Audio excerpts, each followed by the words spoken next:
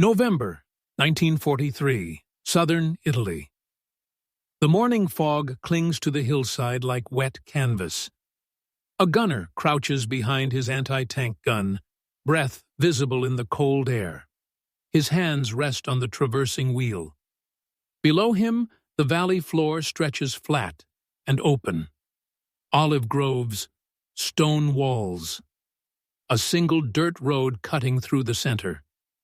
Then he hears it. The low rumble of engines. Metal grinding against metal. He leans into the sight. Adjusts focus. And there they are.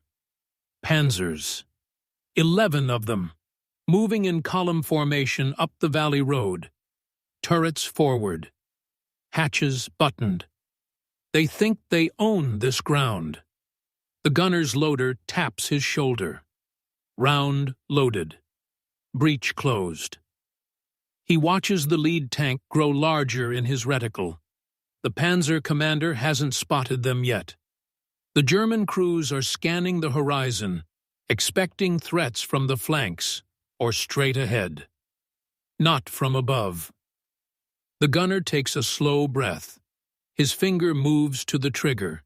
He knows what the Germans don't. Their guns can't elevate high enough to fire back at him. The Italian campaign had become a grinding nightmare by autumn 1943. After the Allied landings at Salerno in September, the advance north transformed into a brutal crawl through mountains, rivers, and fortified lines. German forces under Field Marshal Albert Kesselring had turned the Italian peninsula into a defensive masterpiece. Every ridge was a fortress. Every valley a killing zone. The terrain favored defense in ways the planners in North Africa had never anticipated. Unlike the open deserts where tank columns maneuvered freely, Italy was vertical. Mountains rose like walls. Roads twisted through narrow passes. Villages clung to hillsides. For armor, it was a tactical prison. The German 10th Army had established positions along the winter line, a series of defensive belts stretching across the peninsula. Their doctrine was simple. Force the Allies to attack uphill, channel them into predictable routes, and destroy them with pre-sighted artillery and dug-in armor. Panzer units operated differently here than in France or Russia. They couldn't mass for sweeping counterattacks. Instead, they moved in small groups, using roads and valleys as corridors. They provided mobile firepower to infantry positions, appeared where Allied breakthroughs seemed imminent, then withdrew before being encircled. It was effective, deadly, and it relied on one assumption, that German armor technology remained superior in direct engagements. The Panzer IV, the workhorse of the German armored forces in Italy, carried a long-barreled 75mm KWK-40 gun, capable, accurate, lethal against most Allied tanks at range. Its armor, though not impenetrable, could deflect hits from smaller-caliber weapons at distance. German crews were experienced, many veterans of the Eastern Front. They knew their machines, knew how to fight. But the Panzer IV had a weakness that most crews never thought about until it was too late. Its main gun could elevate only 20 degrees above horizontal. This was standard for tank design. Most engagements happened on flat or gently rolling terrain. 20 degrees was more than enough. In the mountains of Italy, it wasn't. Allied forces had learned to adapt. British and American units began positioning anti-tank guns on high ground whenever possible. Ridgelines, hillsides, terraces overlooking approach routes. The elevation gave them extended fields of fire. It also created geometric problems for attacking armor. A tank on a valley floor, trying to engage a target 300 feet above it, at a distance of 500 yards, needed gun elevation exceeding 30 degrees, sometimes 40. The math was unforgiving. The Germans knew this theoretically, But doctrine and reality often diverged in combat. Panzer commanders operated under constant pressure. Orders demanded they move quickly, exploit gaps, support infantry before positions collapsed. Reconnaissance was rushed. Maps were imperfect. And the assumption remained: German armor could handle whatever the Allies placed in front of them. The British 46th Infantry Division had been holding a sector northeast of the Volturno River since mid-October. Their positions overlooked a valley that served as a natural approach route toward Allied-held high ground. Intelligence reports indicated German armor was concentrating in the area, preparing for a localized counterattack to relieve pressure on infantry positions to the west. The division's anti-tank platoon received orders to establish a defensive screen. They had a mix of weapons: American-supplied 57mm deer guns, British 6-pounder anti-tank guns, and a handful of the newer 17-pounder weapons that had proven brutally effective against German armor in previous engagements. One gun crew took position on a terraced hillside approximately 300 yards above the valley floor. The position offered clear sight lines down the main road and across the open ground to either side. Stone walls provided concealment. The gun could be dug in, camouflaged with netting and brush. The crew consisted of 5 men: a sergeant who served as gun commander, the gunner, a lance corporal from Lancashire named Thomas Hutton, a loader, 2 ammunition handlers who also served as spotters. Hutton had been with the division since North Africa. He'd engaged German armor at distances ranging from 50 yards to over 1,000. He understood his weapon intimately, knew how long it took to traverse from one target to another, knew the sound the breech made when it locked properly, knew how to lead a moving target at speed. He also understood angles. When they'd positioned the gun the previous evening, Hutton had walked down to the valley floor and looked back up at their position. He calculated the elevation, paced off distances. Then he'd returned and made adjustments to their fields of fire, ensuring they could cover the entire approach route without having to reposition. The sergeant had asked what he was doing. Hutton explained. If armor came up that road, they'd be shooting down at steep angles. The Germans would have to elevate their guns almost vertically to return fire. Most tanks couldn't do that. The sergeant nodded. So we hit them before they can hit us. If we're fast enough, Hutton said. Anti-tank gunnery was a mathematical discipline wrapped in violence, trajectory, penetration values, armor thickness at angle. The British 6-pounder fired a 17-pound armor-piercing round at roughly 2,800 feet per second. At 500 yards, it could penetrate 83 millimeters of armor plate at 30 degrees angle. The Panzer IV's frontal armor was 80 millimeters thick, side armor 30 millimeters, rear 20. But penetration wasn't just about thickness. It was about angle of impact. A round striking armor at perpendicular 90 degrees delivered maximum penetration. Hitting at an oblique angle caused deflection, reduced effectiveness. Shooting downward changed everything. The round struck the thinner top armor of the turret or engine deck. Even if it hit frontal armor, the angle of descent increased penetration probability. And there was another advantage. Shooting downward meant the round's trajectory brought it into the target faster, with less drop compensation needed. For the tank crews below, the geometry was reversed into impossibility. Their guns pointed forward and could tilt upward only so far. The hydraulic or manual elevation mechanisms had physical limits. Trying to engage a target high above meant exposing the thin belly armor while maneuvering, hoping to find an angle that allowed the main gun to bear. It was a losing proposition, and everyone in Hutton's crew knew it.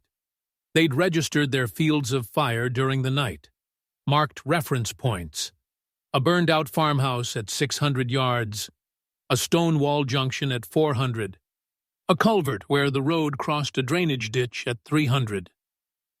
Then they waited. Thomas Hutton had fired his first anti-tank round in North Africa, missing a moving Panzer III by 3 feet. The German tank had returned fire, and the blast had knocked him unconscious for 2 minutes. When he woke, his ears were bleeding, and the loader was screaming at him to get back on the gun. He didn't miss after that.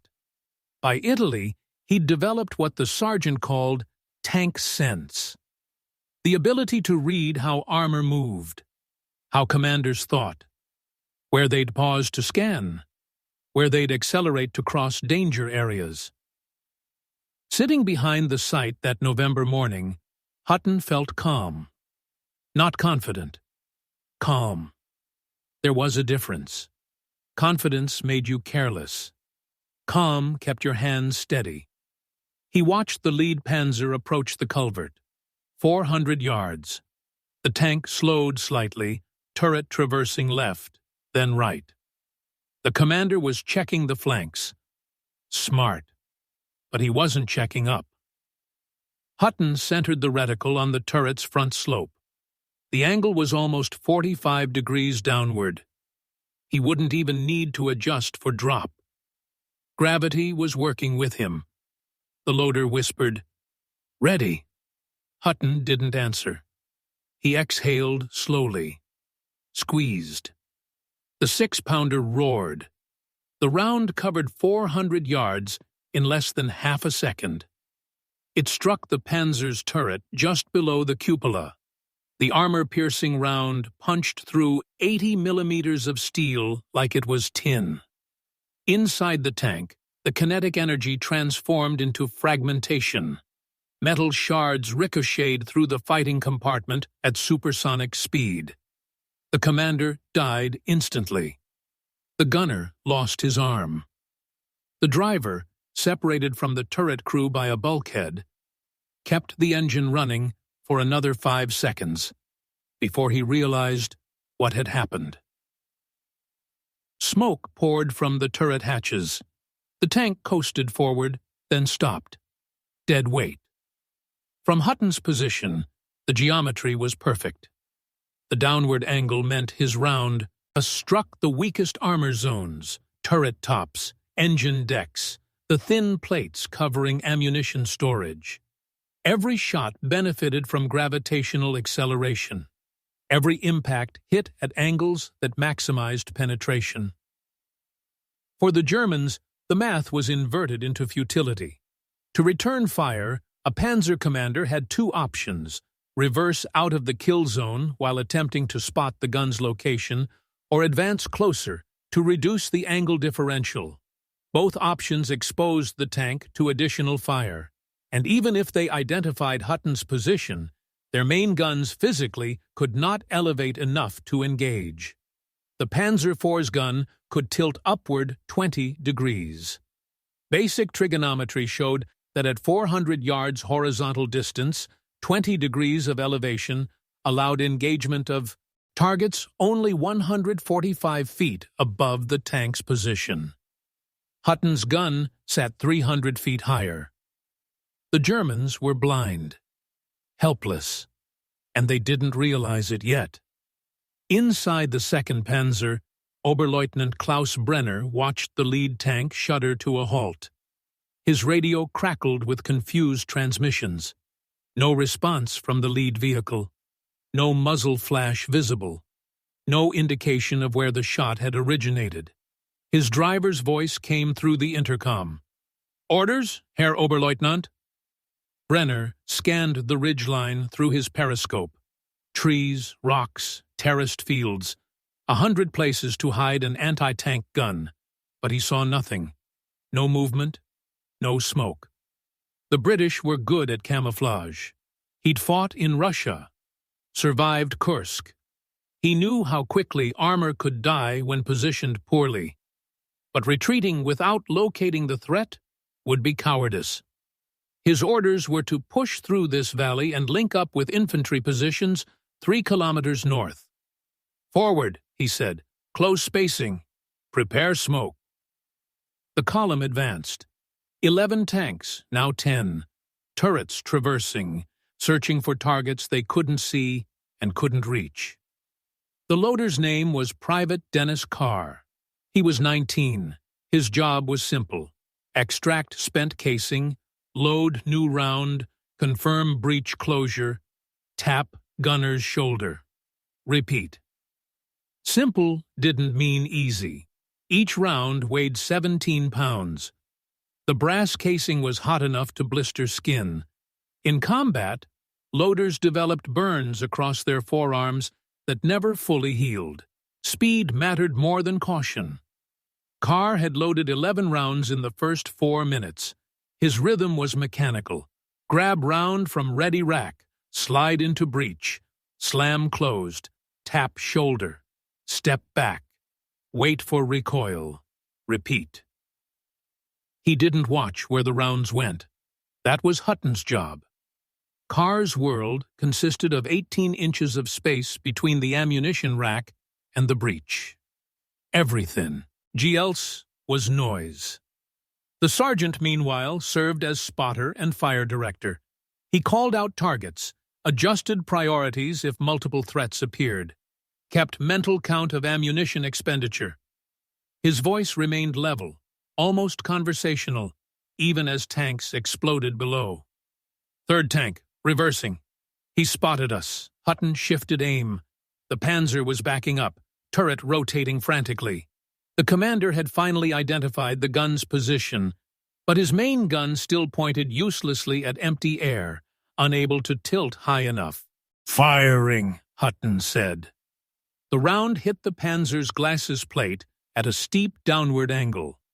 Normally, the sloped frontal armor would deflect such a hit, but the angle of descent negated the slope's effectiveness. The round penetrated. The tank lurched sideways as something internal detonated. Flames erupted from the driver's hatch. "Target stopped," the sergeant said. "Next." The valley had been formed over millennia by a river that no longer existed. The result was a natural corridor with steep sides and limited exit routes. For armor, it was a highway. For defenders positioned above, it was a shooting gallery. The stone terraces where Hutton's gun sat had been built by farmers centuries earlier. Each level was approximately 6 feet high, creating stepped fields for olive cultivation. The gun crew had positioned themselves on the third terrace from the valley floor. The elevation provided clear observation. The stone walls provided cover from small arms fire and shell fragments. More importantly, the position was almost impossible to suppress with direct fire from the valley. Artillery could reach them, but that required forward observers and radio coordination. In the chaos of a sudden ambush, those processes took time. The Germans needed time they didn't have. The terrain also limited German maneuver options. To the left of the road, the ground rose steeply into forested hills, too rough for armor. To the right, irrigation ditches and soft ground created mobility hazards. The road itself was barely wide enough for 2 tanks abreast. They were channeled, fixed, exposed. The 4th Panzer tried to angle off the road, hoping to find cover behind a stone building. Its left track sank into soft earth. The tank bogged, engine roaring, as the driver tried to power through. It sat motionless for 8 seconds before Hutton's round hit the engine deck. Fire bloomed orange and black. In anti-tank combat, survival was measured in seconds. The side that fired first usually lived. The side that fired second usually burned. Hutton's advantage compressed those seconds even further. His position was pre-sighted. His targets were moving through registered kill zones. He didn't need to search, didn't need to range find.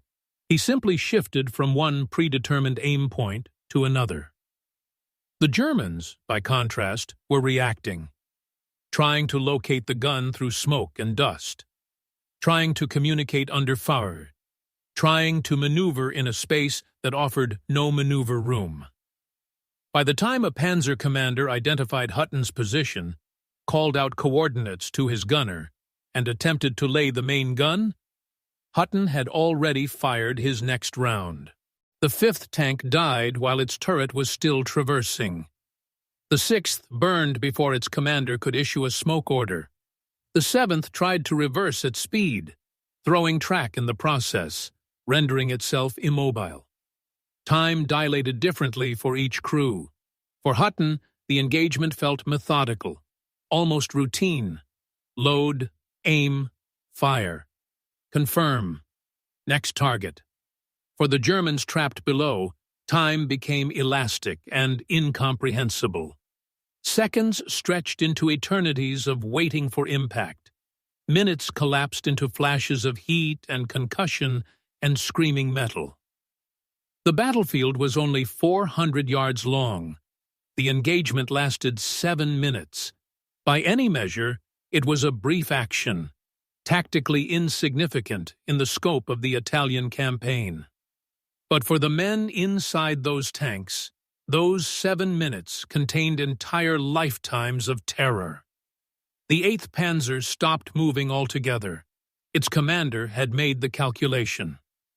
Forward meant death. Reverse meant exposing the thinner rear armor while blind. Staying put meant waiting for artillery support or hoping infantry could locate and eliminate the anti-tank gun. He chose to wait. It was the worst decision. Hutton's round entered through the turret ring, the narrow gap where the rotating turret met the hull. It was a 1 in 100 shot. Pure geometry and luck. The round severed hydraulic lines and ignited stored ammunition. The turret lifted 6 inches off its mounting before settling back down at an angle. Black smoke poured from every opening. The 9th and 10th tanks had halted 300 yards down the valley, far enough to be outside immediate kill range, close enough to still be trapped. Their commanders were on the radio, voices sharp with urgency, demanding fire support, requesting smoke shells, asking for orders that made sense. No orders came. The battalion commander was dealing with 3 separate crises across a 5-kilometer front. Radio discipline collapsed as multiple units transmitted simultaneously. Static, overlapping voices, confusion. Oberleutnant Brenner's tank sat motionless behind a low stone wall that provided exactly 0 protection from fire coming at a 40-degree downward angle. He'd stopped trying to locate the gun with his optics. Instead, he watched his crew. His gunner's hands were shaking. His loader had gone pale. His driver kept the engine idling, ready to move on command. Brenner had seen this before. On the Eastern Front, a single Soviet anti-tank rifle position had destroyed 4 tanks in his company before anyone located the shooter. The memory carried a lesson. Sometimes survival meant abandoning the objective.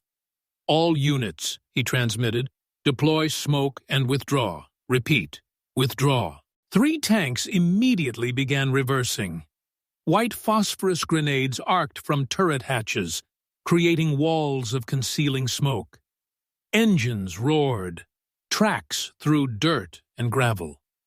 Hutton watched them through his sight. The smoke made observation difficult, but not impossible. He could see dark shapes moving within the white clouds, could track their direction by sound and motion. The sergeant tapped his helmet. "They're running. Let them go." Hutton didn't answer immediately. He shifted his aim, tracking a shadow inside the smoke. A panzer was backing up at speed, commander's hatch open, the officer inside leaning out to see behind him. The round hit the turret's left side. The tank slewed sideways, 1 track destroyed, then continued moving on the remaining track in a slow circle. The commander ducked inside and sealed the hatch. The tank completed 2 full rotations before the engine died. "Not yet," Hutton said. The 10th tank emerged from the smoke, reversing fast. Too fast. The driver misjudged a turn, and the Panzer's rear end clipped a stone wall. The impact wasn't severe, but it stopped the tank's momentum. For 3 seconds, it sat motionless while the driver shifted gears. 3 seconds was enough. Hutton's round struck the engine compartment. Fuel ignited. The rear of the tank became a fireball. Hatches flew open. 2 crewmen climbed out, uniforms smoking, and ran toward the tree line. Hutton didn't fire again. His job was killing tanks, not men. That left 1. Brenner's Panzer sat alone now. The smoke was thinning. Through his periscope, he could see the burning hulks of his company. 10 tanks destroyed in under 8 minutes. The radio had gone silent. Either his surviving crews had withdrawn beyond range, or they were dead. He had perhaps 30 seconds to decide. His gunner's voice cracked through the intercom. "I have the position. Ridge, 3rd terrace, stone wall. I can't elevate high enough." Brenner already knew that. He'd known it since the 4th tank died. The mathematics were unforgiving. They could identify the threat. They could range it. They could do nothing about it. "Driver," he said, "full reverse, hard left at the junction. Don't stop." The Panzer lurched backward. The driver pushed the throttle wide open, engine screaming, tracks chewing road surface. 60 yards. 80. The junction appeared through the smoke. The driver yanked the left steering lever. The tank pivoted, presenting its side armor to the hillside for a fraction of a second. Hutton was already tracking it. He'd anticipated the move, had pre-aimed at the junction, knowing any retreating tank would have to pass through that point. He squeezed the trigger. The round hit the Panzer's side armor midway between the drive sprocket and turret. It penetrated the 30mm plate, like paper. Inside, the round tore through the fighting compartment. The gunner died without knowing he'd been hit. Brenner felt something slam into his chest. No pain, just pressure and cold. The driver kept the tank moving. He couldn't see what had happened behind him. His orders were to reverse, and he reversed. The Panzer continued another 40 yards before the engine finally seized. Black smoke poured from the grills. The tank coasted to a stop against an embankment. The driver climbed out through his hatch. He stood on the front hull, staring back at the valley filled with burning tanks. Then he ran. Hutton watched him go. The man was unarmed, running hard toward German lines. No threat. "Cease fire," the sergeant said. Hutton lifted his head from the sight. His right eye ached from the eyepiece. His ears rang from 11 concussions. His hands were steady, but his legs shook when he tried to stand.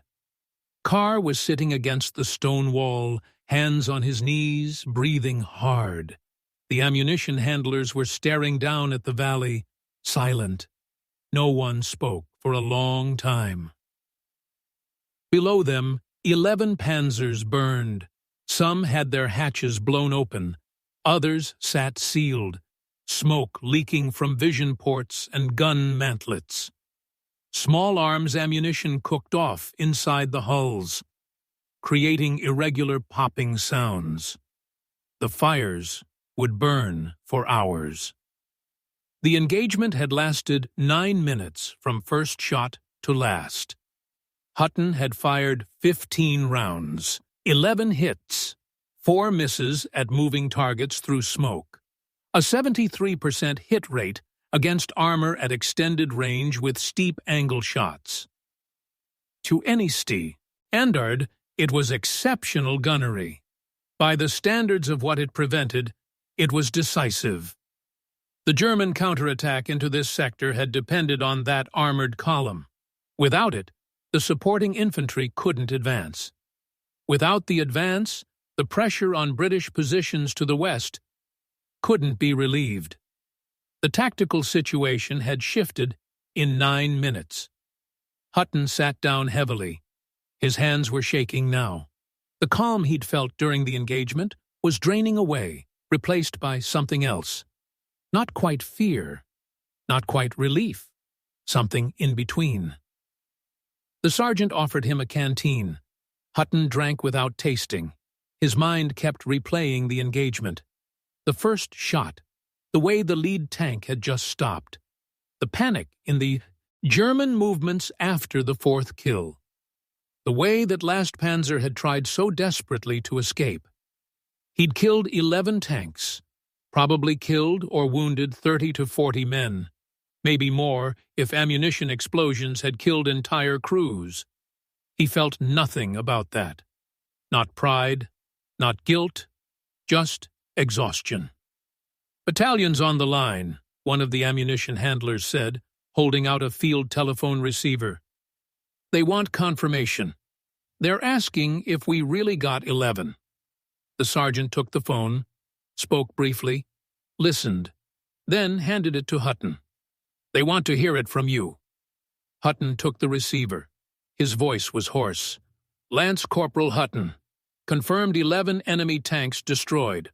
All Panzer Mark IVs, all in sector Charlie 7. Request ammunition resupply and permission to reposition. This location is compromised." The voice on the other end sounded skeptical, asked for details. Hutton provided them. Grid coordinates, times, distances. The voice went quiet for a moment. Then, "Well done, Corporal. Hold position. We're sending up observers and photographers. This needs to be documented." Hutton handed the phone back. He didn't want photographers. He wanted to move before German artillery found them. Counter-battery fire was inevitable. They'd been shooting for 9 minutes. Some German forward observer had certainly plotted their position by now. "We should displace," he said to the sergeant. "Orders are to hold. Orders will get us killed." The sergeant shrugged. "Probably. But that's the job." They waited. The fires below continued burning. The smoke rose straight up in the cold morning air, creating black columns visible for miles. Somewhere in the distance, artillery began to rumble. The German artillery never came. Not that morning. Intelligence would later reveal why. The battalion that was supposed to provide fire support had been pulled from the line to deal with a breakthrough attempt 6 kilometers west.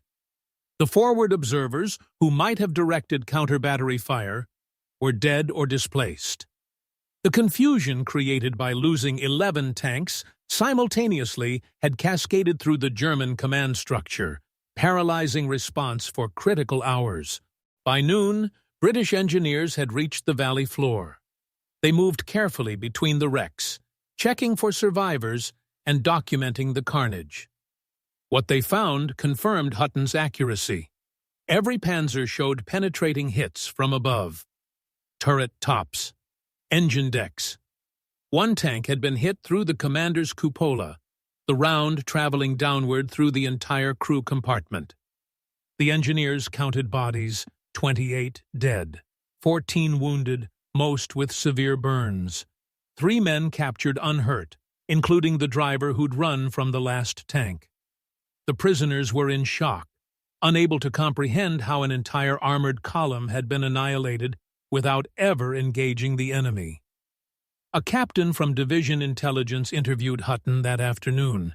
He wanted details, exactly how the engagement unfolded, why the Germans hadn't maneuvered, whether they'd attempted to return fire. Hutton explained the geometry, the gun elevation problem, how the terrain had created a tactical impossibility for the Panzers. The captain took notes, nodding, then asked the question that would appear in every after-action report. "Did you realize what you had before you started firing?" Hutton considered. I knew they couldn't shoot back. I knew the angle gave us advantage. I didn't know they'd all keep coming. Why did they? Orders, probably. Or they didn't understand until it was too late. The captain wrote that down. Later, analysts would debate whether the German commanders had been incompetent or simply victims of circumstance. The consensus leaned toward the latter. The Panzer unit had been executing standard doctrine: advance rapidly through the valley, suppress resistance, link up with friendly forces. It was a mission they'd performed dozens of times in Russia and North Africa. They'd simply never encountered terrain that negated their primary weapon system so completely. By evening, a word of the engagement had spread through the division. 11 tanks destroyed by a single gun crew. The numbers seemed impossible. Officers demanded verification. Photographs were taken from multiple angles. The wrecks were measured, distances confirmed, sight lines documented. The story reached Corps headquarters by nightfall. A brigadier reviewed the reports and immediately saw the tactical implications. If one gun crew could achieve this result, properly positioned anti-tank weapons could dominate entire valleys. The mountainous terrain of Italy, previously seen as an obstacle to Allied armor, could become an advantage for defensive operations. Orders went out. All anti-tank units were to prioritize high ground positions overlooking approach routes. Reconnaissance teams were to identify locations with steep observation, angles that exceeded standard tank gun elevation limits. Engineers were to prepare positions that maximized this geometric advantage. The German 10th Army intercepted some of these communications. Their analysis confirmed what the survivors had reported. Allied anti-tank doctrine was adapting to exploit vertical terrain. Panzer operations would need revision. Recommendations included improved reconnaissance, indirect fire support to suppress hilltop positions before armor advanced, and development of specialized vehicles with higher gun elevation capability. None of these changes could be implemented quickly. In the meantime, German armor in Italy would operate under new constraints, more cautious, less aggressive, constantly vulnerable to threats from above. Hutton received the military medal 3 weeks later. The citation read, "For exceptional gallantry and skill in action against enemy armor, displaying coolness under fire and devastating effectiveness that resulted in the destruction of 11 enemy tanks and the disruption of a major enemy counterattack." He wasn't present for the ceremony. His gun crew had been rotated to another sector where German forces were probing British defensive lines. The medal was delivered by runner, wrapped in brown paper, accompanied by a brief note from the division commander. Hutton never wore it. He kept it in his kit bag with spare socks and a photograph of his sister. When other soldiers asked about the engagement, he deflected, said he'd gotten lucky, said the terrain did most of the work, said any competent gunner could have achieved the same result. That wasn't true, and everyone knew it. 11 kills required more than luck, required judgment, timing, the ability to maintain accuracy under stress, while calculating angles and leads on moving targets. Required a crew working in perfect synchronization. Required, above all, the willingness to keep firing while men burned alive below. Carr, the loader, was less reticent. He told the story freely, embellishing nothing, but providing details Hutton omitted. How steady the gunner's hands had been. How his voice never changed pitch. How he'd tracked targets through smoke that would have blinded most men. Other soldiers listened and understood. They'd been present at something rare. Not heroism, exactly. Something more clinical. Mastery. The German prisoners provided their own perspective during interrogation. Oberleutnant Brenner survived his wounds. Transferred to a hospital in Austria, he was eventually interviewed by Wehrmacht investigators trying to understand what had gone wrong. His report was precise, analytical, absent self-justification. He'd led his unit into a kill zone without adequate reconnaissance, had failed to identify the anti-tank position before entering the valley, had continued advancing after the first loss rather than immediately withdrawing. But he also noted the impossibility of the tactical situation once engaged. No maneuver option provided escape. No weapon system could suppress the threat. The geometric advantage held by the British gun had been absolute. His report concluded with a recommendation. German armor should avoid valley approaches in mountainous terrain unless hilltop positions had been cleared by infantry or artillery. The recommendation was filed, circulated, and largely ignored. German forces in Italy lacked the resources to systematically clear every hilltop before every advance. The result was predictable. Over the following months, similar engagements occurred across the Italian front. A 17-pounder gun positioned on a ridgeline near Cassino destroyed 8 Panzers in 12 minutes. An American 3-inch gun overlooking the Rapido River killed 6 tanks without taking return fire. A Canadian position above the Liri Valley accounted for 9 kills in a single afternoon. The pattern was consistent. Defenders on high ground with clear fields of fire achieved disproportionate results against armor moving through valleys below.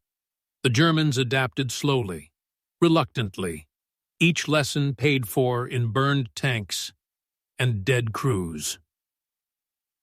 For Hutton's gun crew, the war continued without drama. They fought in a dozen more engagements, killed 4 more tanks between them over the next 6 months. None approached the success of that November morning. By spring 1944, they'd been rotated back to England for rest and retraining before the invasion of France. Hutton never discussed the engagement afterward. When military historians interviewed veterans in the 1950s, he declined to participate. When a researcher tracked him down in 1962, asking for details about the Battle of the Valley, Hutton said he didn't remember much, said it had been a long war with many actions, said he'd been one gunner among thousands doing the same job. The researcher pressed, asked how it felt to achieve 11 kills in 9 minutes. Hutton was silent for a long time, then, "It felt like work." That answer, more than any tactical analysis, captured the truth of the engagement. Not glory, not triumph, work. The methodical application of training and geometry and violence until the enemy stopped moving. Then moving on to the next position, the next target, the next day. The 11 wrecks remained in that Italian valley for 2 years. Local farmers eventually salvaged the metal. By 1950, only rust stains on the earth marked where the tanks had burned. By 1960, even those had faded. The terraced fields returned to olive cultivation. Nothing remained to indicate what had happened there except records in military archives and memories in the minds of men who'd been present. And in those memories, one image persisted. A single gun positioned on a hillside, firing downward at targets that couldn't fire back. 11 times, without mercy, without hesitation. Perfect geometry weaponized into perfect destruction. The engagement in that unnamed Italian valley lasted 9 minutes. The tactical advantage it created lasted months. The lesson it taught endures. War is often described in terms of courage or sacrifice or technological superiority, but at its foundation, war is geometry. Angles, distances, lines of sight. The physics of trajectory. Meeting the physics of armor. In that calculus, Thomas Hutton and his crew found an equation that rendered German armor helpless. 20 degrees of gun elevation. That was the margin. That was the difference between a formidable weapon system and a death trap. The Panzer IV had been designed for the vast plains of Eastern Europe and the deserts of North Africa. In the mountains of Italy, its limitations became fatal. The Germans learned, as armies throughout history have learned, that technology optimized for one environment fails catastrophically in another. But the deeper truth transcends technology. It rests in human adaptability. Hutton didn't invent a new weapon. He didn't possess superior equipment. He simply understood the terrain better than his enemy and exploited that understanding without hesitation. That capacity, to see advantage where others see only landscape, to transform geography into lethality, separates competent soldiers from exceptional ones. The men who died in those 11 tanks were not inferior. They were experienced, well-trained, equipped with proven machines. They died because they entered ground where the rules they understood no longer applied, because their commanders made decisions based on doctrine that didn't account for vertical warfare. Because, ultimately, war rewards not those who fight hardest, but those who see clearest.